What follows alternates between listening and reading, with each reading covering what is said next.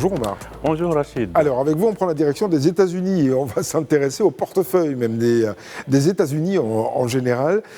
On constate que malgré les surtaxes de Donald Trump, le déficit commercial américain a enregistré un nouveau record, mais pas celui qu'on croit. Oui, alors c'est un record, et un record abyssal même, il faut le dire. En un mot, depuis que les États-Unis ont commencé à commercer avec le reste du monde, ils n'ont jamais atteint autant de déficit, un déficit comme on le voit d'ailleurs à l'écran à l'instant, un déficit qui dépasse les 1200 milliards de dollars. C'est une hausse de 2% par rapport à l'année 2024. Donc c'est dire que malgré les surtaxes de Donald Trump, le commerce américain avec le reste du monde n'a pas été en faveur des États-Unis. Comment expliquer cela? D'une part, on peut dire que avant l'entrée en vigueur de ces taxes, beaucoup d'importateurs américains avaient énormément importé, donc des importations qui avaient gonflé un peu la balance déficitaire, mais ce n'est pas tout.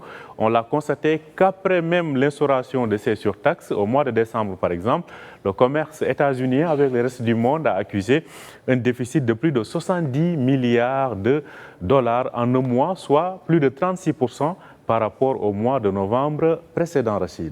Et Omar, avec quel pays ou alors région du monde les États-Unis accusent-ils le déficit le plus profond, le plus abyssal? Oui, alors parlons d'abord de ce trio, à savoir la Chine, mais aussi l'Union européenne et le Mexique. C'est le top 3 des pays avec lesquels les États-Unis accusent le plus de déficit. Cela se comprend d'une part avec le Mexique, il y a l'ALENA qui avait été révisité, mais aussi l'Union européenne, les accords liés entre les deux parties, les facilités en tout cas de commerce entre Américains et Européens, et la Chine, on le sait, c'est l'usine du monde. Beaucoup d'entreprises américaines qui sont installées en Chine donc réexportent vers les États-Unis.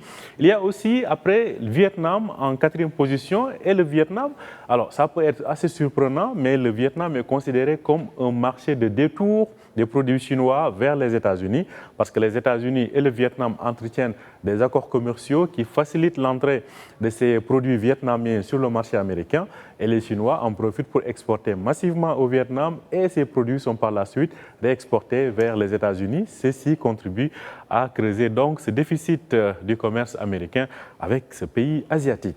Alors quels sont, Omar, les produits les plus présents dans le commerce extérieur des États-Unis? Alors, quand on prend de façon globale, et on le verra d'ailleurs, les exportations ou les importations américaines ont dépassé les 3400 milliards de dollars. Ce sont des chiffres astronomiques. Alors, quand on voit en termes d'importation de biens, il y a plus ce qu'on appelle les biens d'investissement, mais il y a aussi les pièces métallurgiques et dans l'industrie. Ce sont les éléments dont les États-Unis importent le plus. Par rapport donc aux exportations, cependant, on voit qu'il y a beaucoup d'industries aéronautiques. On parlait hier ici de Boeing et de ses commandes. Donc l'industrie aéronautique américaine, grâce à Boeing surtout et dans l'armement, exporte énormément.